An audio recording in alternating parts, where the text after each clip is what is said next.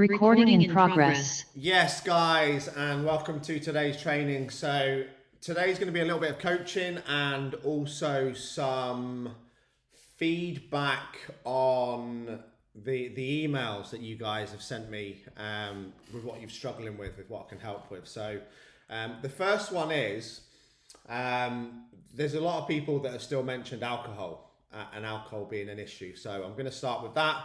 We're going to discuss negative people, and we're also going to discuss the age-old phrase of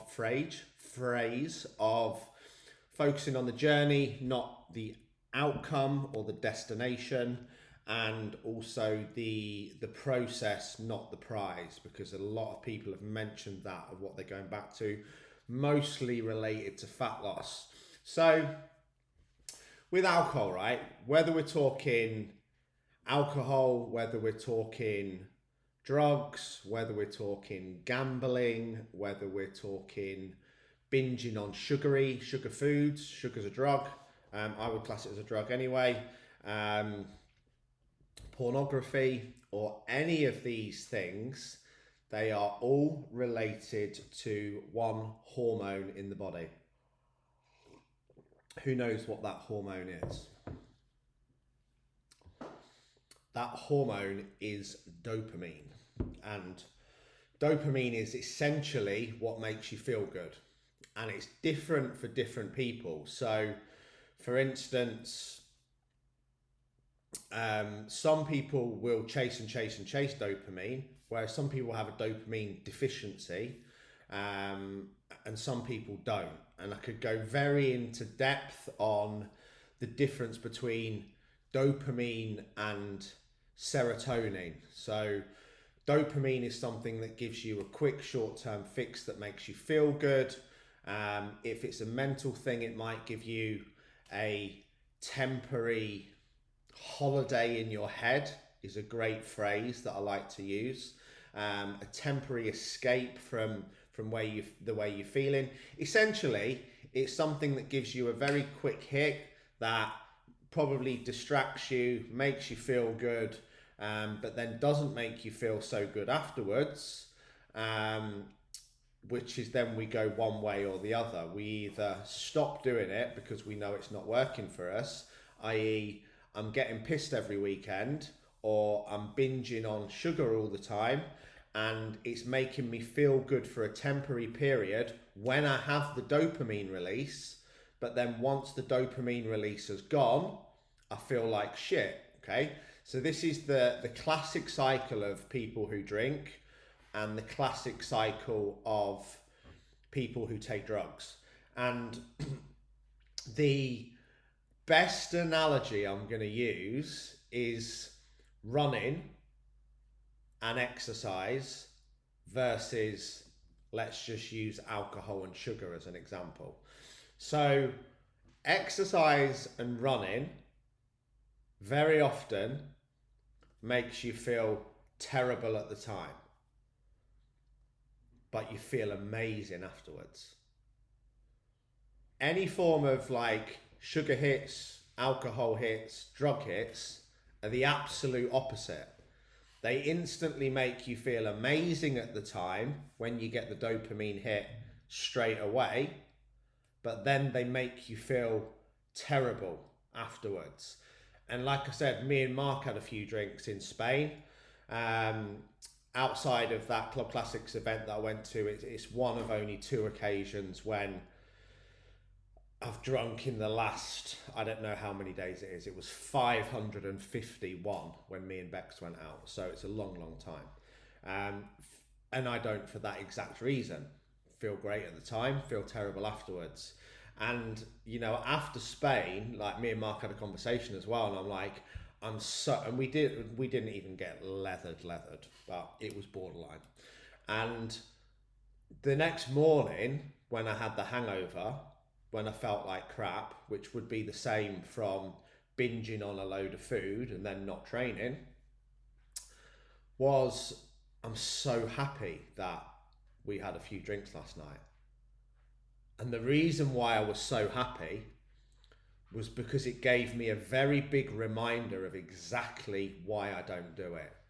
tired, reactive, low energy, wanted to sleep, wanted to eat crap all day, didn't feel normal, everything felt out of sync. You know, my stomach was in bits, it felt horrific.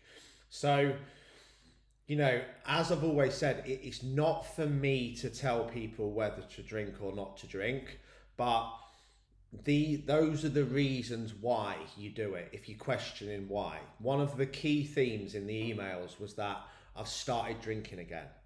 I don't know what was wrong with me. I've done X amount of days, I was seeing these amazing results, and then I've started drinking again. And again, another running theme was, you know, I've been really good at tracking my food. I've been really good at not eating crap, but then I've started getting the odd takeaway. I've started eating some crap food. And it's exactly the same reason these things have happened, is why the same phrase comes in. I feel like I've lost motivation. I don't know why I lost motivation. And it's the same answer to every single one of them. You haven't lost motivation, you've just got distracted. You've started drinking again because you've got distracted. You've started not tracking food again because you've got distracted. It's all a distraction thing, and the level to which you experience it will be different from each and every person. You've forgotten about your fat loss goals. Maybe you've switched off a little bit at work because you've forgotten about your financial goals.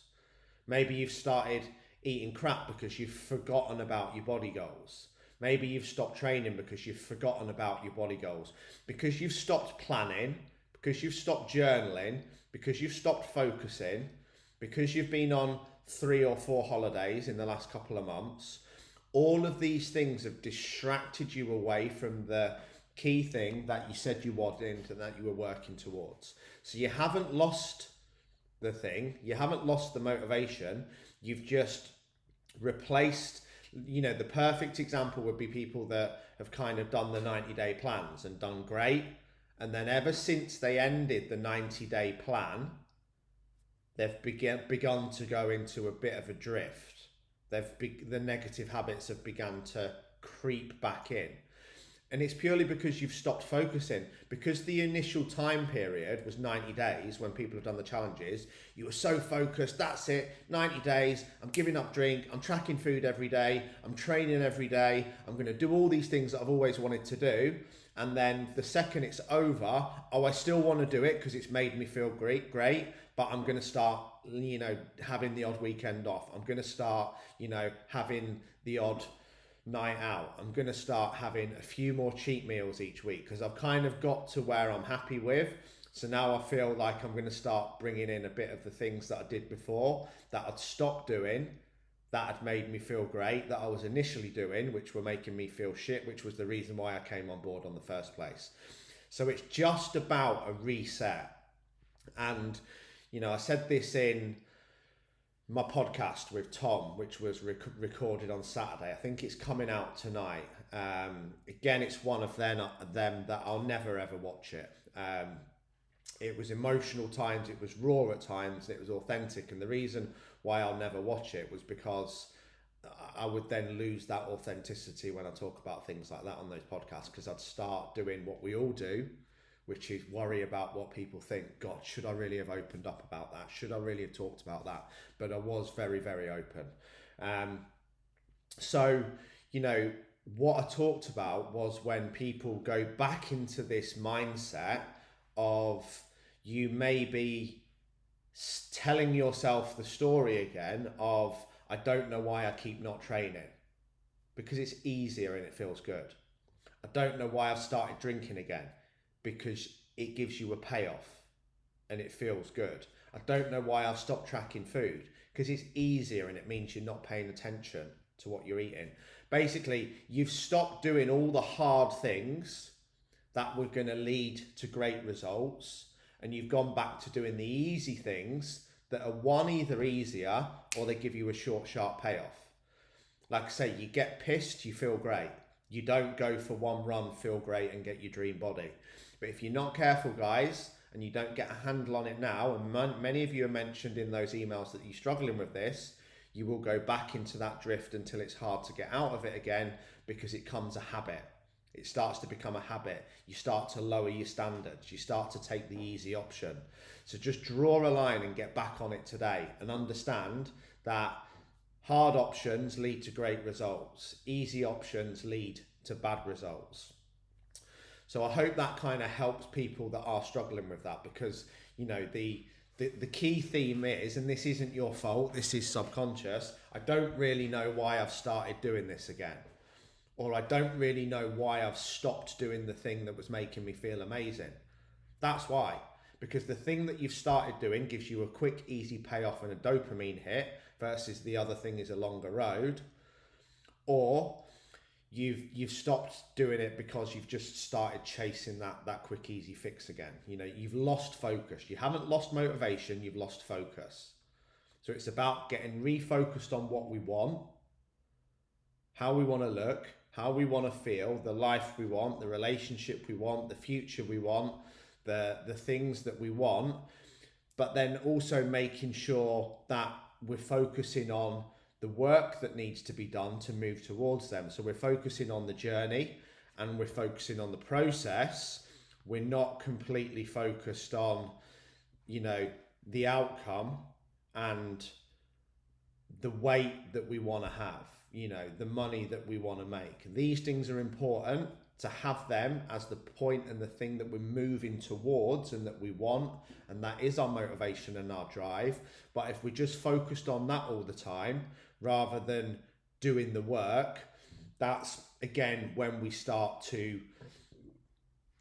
experience the low self-worth, the self-doubt. Oh, I haven't lost any weight this week. Oh, I haven't moved forward in my business this week. Because one, you're just focusing on the outcome, and two, you're focusing on too short a time period. So be process focused, be journey focused, have the great goals, but be focusing on the daily steps that you need to do to move towards them.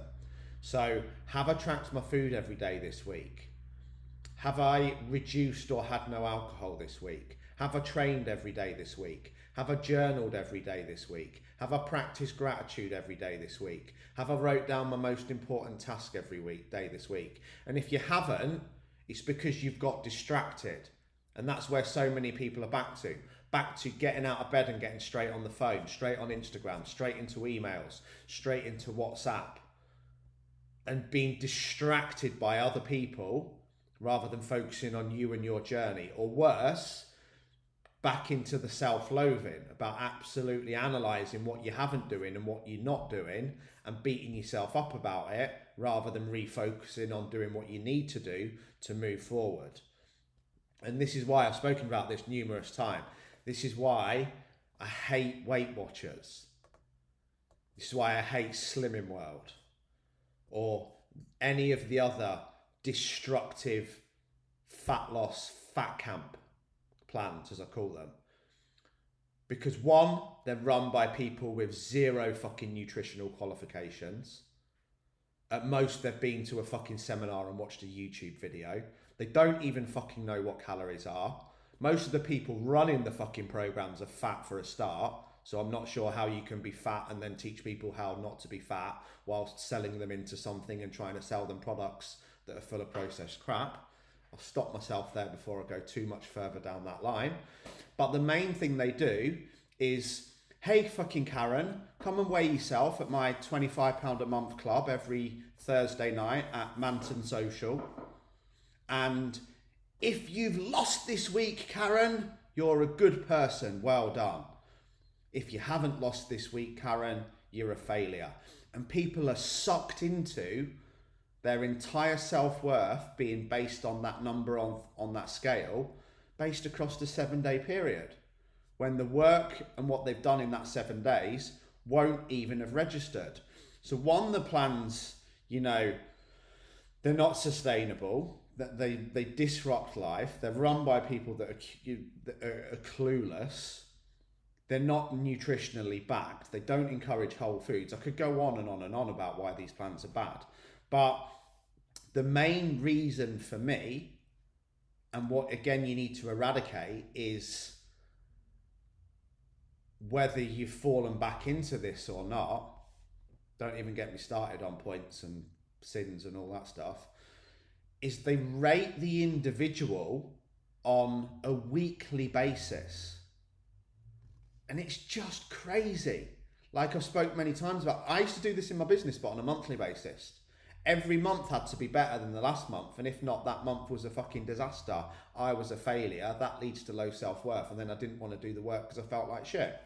So, you know, it's always making sure we focus on what we're doing and where we're going and what we're moving towards. Not, yes, what doesn't get measured doesn't get managed, but let's go back to measuring the right things. Did I do my morning routine 7 times out of 7? Rate yourself on that every Sunday. Did I not drink this week? Rate yourself on that every Sunday. Did I do 10,000 steps? 7 out of 7. Did I do my gym sessions? 7 out of 7. Did I do my nutrition? 7 days out of 7. Did I do my mindset work? 7 days out of 7. Did I celebrate my evening wins because I know this is important for strategic confidence? 7 out of 7. Not, did I lose weight this week? Can you see how you're setting yourself up to fail? You have all those things that are in your control and that you can rate yourself. You're in charge of whether you go to the gym this week. You're in charge of whether you track food. You're in charge of whether you do personal development. You're in charge of whether you choose to drink or not. You're in charge of whether you choose to get up this morning and say, I'm grateful, I'm enough, I already have enough, I'm already wealthy. What's today's most important task? What are the next 3 most important tasks? What did I do yesterday? Well, who loves me and why? And all of these other things, the morning routines, the steps and everything else. You're in charge. And when you focus on what you're in charge of, you will always feel strong and empowered and assume the role of the warrior, not the worrier. If you focus on what you're not in control of, what you're not in charge of, i.e. what the scales say on a Sunday or a Saturday morning, normally after you've probably had your weekly cheat meal or maybe messed up or maybe had a drink or anything in between, then that's going to lead to you being a warrior. That's what it's virtually fat shaming. That's what Slimming World and Weight Watchers are, in my opinion, despite being multi-million companies, because they prey on stupid people that are naive, don't want to invest in themselves. That's why it's so cheap. Don't really massively encourage exercise, and then value themselves on what they weigh each week. What is that? That's going to lead to you being a warrior, not a warrior. You're not in charge of what the scales say every week. You're in charge of the actions that you take. So when we focus on what we are in control of today, what we are in charge of, this is when we then assume the role of the strong, empowered warrior, not the weak, helpless warrior. Can control, can change, warrior. Can't control, can't change, warrior. So we need to make sure that we're focusing on the right mindset in terms of that. So the other thing on today, so we've discussed alcohol, we've discussed being focused on what you can control, the work you do need to do, and making sure that we're focusing on the journey, not the destination, or the process, not the prize. Now, the other key thing that popped up, and I think will always pop up, and the reason why it will always pop up, and you need to understand it more, is other people affecting your life, or negative people, as you choose to label them, or bad influences, or some people choose to label them. Or sometimes not even people that are in your life that you're feeling are negative, people that you get angry about and judge, based on nothing other than your opinion of them, when they're not actually even in your life or having any impact. So I want you to go back and retrain on this. Negative people don't exist. Now, I could instantly internally challenge that myself. Of course they do. They're the people that blame, complain, and justify. They're the people that moan about not losing weight. They're the people that moan about their past, moan about the cost of living crisis, moan about absolutely anyone and everything in life that they can't control. So yes, here's where it switches. Yes, they may be negative people, but they can't be negative people in your life unless you choose them to be and you judge them. Does that make sense? Because it's only your thoughts about them that are making them negative. Millions of negative people in the world, so they do exist even though I said they don't exist. But they can't exist, they exist in the world. They can't exist in my world. And I'm the leading role in my world because my world is my movie and that's what I'm focused on. They can only exist in my world if I allow my thoughts about them to judge them. And if I am judging them, and if I am talking about negative people, and I am moaning about others and the way they behave and the things they do and the patterns they run and the things they've said and their behaviors, I am just creating my own misery. That's only my thoughts about them. And me ranting on about them, what am I being? Negative. So if you think that negative people exist, essentially you're a negative person because you're having negative thoughts about negative people. What you're saying is, subconsciously, so this isn't everyone's fault, I'm now feeling more positive and everyone in the world needs to fit in with my pictures of the world, my new vision, my new life. And if they don't fit in with me, then they're negative. Like hundreds of you have experienced this when you get started with mindset. And it's just natural. It's only because you want the best for other people. So you come on board and you start to lose a bit of weight and you read 3 or 4 personal development books, you do your first 7 mindset videos, you start feeling fucking amazing. Hopefully you start talking about this Lee Freeman guy who's changed your life and he makes you feel positive all the time, and telling all your friends, and you stop in drinking and you start going to the gym and you've lost some weight and you feel amazing and you've come to one of the cult events and you've left feeling empowered and loved. And you naturally want that for everyone else in the world. You naturally want that for your friends and your partner. So you start telling them about it, and then when they're not interested, you judge them. Oh, they're negative. Because you're saying you need to come and sit at my table now in order for me to be all right. And it's coming from such a good place because you're just being kind, because you've had this thing that's had this huge positive impact on your life and you want that for them. That's great. That's natural. But just go back to being right. Tattoo this on your eyelids. Like so many of you now, you've got some pretty tattooed inside eyelids, right? I've forgotten what the thing is that I was going to say. I've remembered it. Be the lighthouse, not the tugboat. This is the difference between being a leader, right? So, and this is the difference between a manager and a leader. So, I'll use an analogy. So imagine on this table, there's lots of candles. Candles everywhere. What a manager's doing, or a tugboat, is they're going round with their candle and they're trying to light every fucking candle. And they want every candle to be like them. And they're only going to be okay when all the candles are like them and everything fits in with their picture of the world. And when all the candles are lit and everyone's exactly like them, they'll be truly happy. It's exhausting. Absolutely exhausting. Okay? The same as a tugboat trying to drag a ship that's miles from sea against the tide because they want that boat to be on their beach. I don't know why I'm doing this, but it looks cool.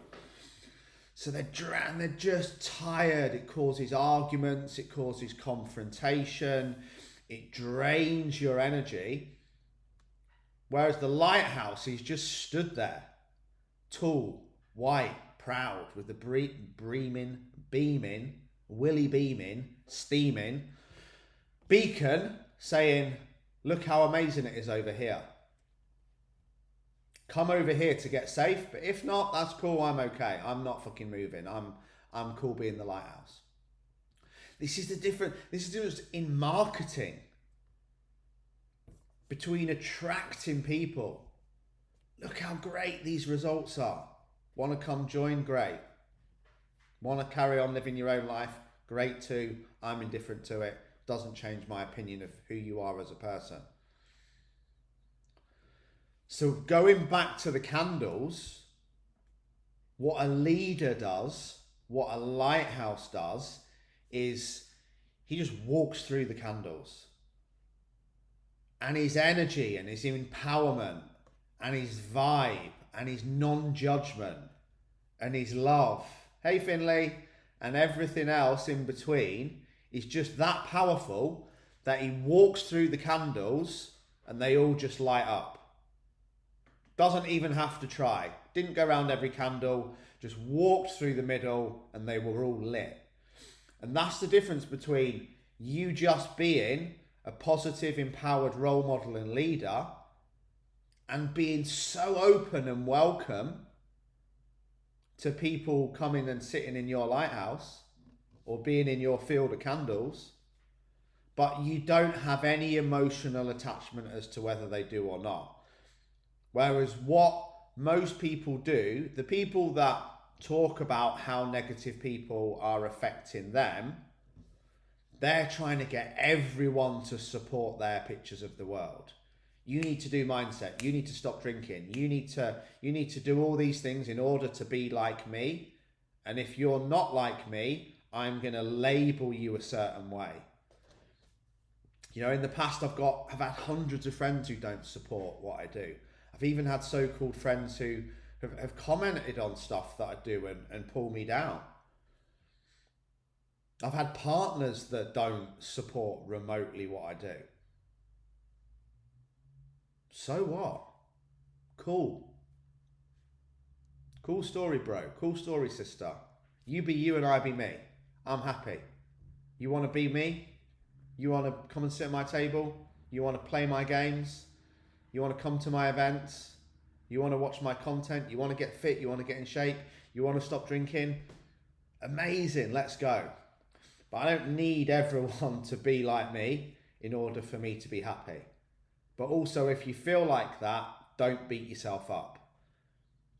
Because it's exactly what I did at the beginning of my journey after my very first 12-week transformation, very first 12 weeks of not drinking. As soon as I got into fitness, as soon as I got into personal development, I became the most opinionated, judgy little F-what in the world. And almost every single person does that. So it's okay. Don't beat yourself up about it. Just learn from it. Because like I said, it comes from a good place. I judged people who didn't train. I judged people who ate Greg's cheese pasties. I judged people who smoked. I judged people I judged everyone. Everyone who wasn't exactly like me. So that's where I was. That's why they were only negative, because they weren't like me. Well, hang on, Mr. Hypocritical. You were like them 12 weeks. Yeah, I know. And you know, when you live in that place, you will live such a peaceful life. And you need to not worry about, there's been a this has been a recurring theme as well in the emails and the journeys with some of the people since I've started doing the life coaching, that they feel that if they truly be themselves and they do what they want and they stop drinking and they start training and they start exercising and they stop saying yes every time their friend says, hey, do you want to come to the pub? Hey, do you want to come to the festival? Hey, do you want to come on the holiday? Hey, do you want to come and get fucked at mine tonight? Oops, sorry. It's all right, it's run off. That they are going to lose those people. And then we're going back to the tribe mentality, our biggest fear, right? Being excluded.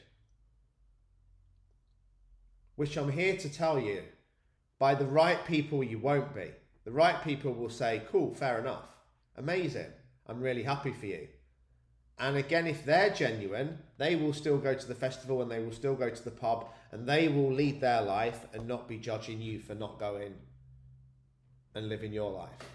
But, you know, if you feel like by doing things that you want to do that are positively impacting your life, that you're going to be judged or excluded or lose so-called friends in your life because of your new positive actions, I'm here to tell you one thing: they were never your friends in the first place. Because that's not what a friend would do. You've basically ended up in a circle of judgmental people who say, we can be friends if you behave like me. We can be friends if you come to the pub. We can be friends if you want to sit in a kitchen until 10 o'clock every morning. Well, not every morning, on a Sunday. We can be friends if X, Y, and Z. They're doing the absolute opposite. And when you can just get to that place of just, like I said, just being you. We told the story about the bees on the previous training, that, you know, a bee, what a bee actually thinks it is and what a bee actually is.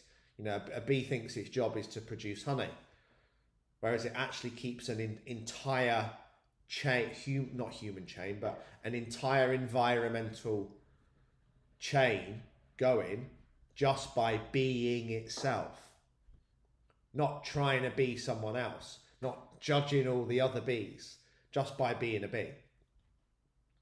So when you can truly do that and continue to do it, you'll attract the right people. The right people that are already with you will stay, and the people that start to judge and have opinions like you may once have had yourself, so you get it because you've understood empathy and compassion, were never there to be yours in the first place. Guys, I hope that's been helpful today. I love you all. Stay unbreakable. Have an awesome day in the sun in whatever country you're in. Ali, your hair looks amazing. Love the sunnies. James, not sure about what those bright green ones are, but yeah, they look pretty cool too. And nobody else has got their cameras on. AJ, I'm going to drop you a text. Jessica, good morning. Carl, good morning. Kerry, good morning. Rosie, good morning. And that's it. Over and out. Have a great day.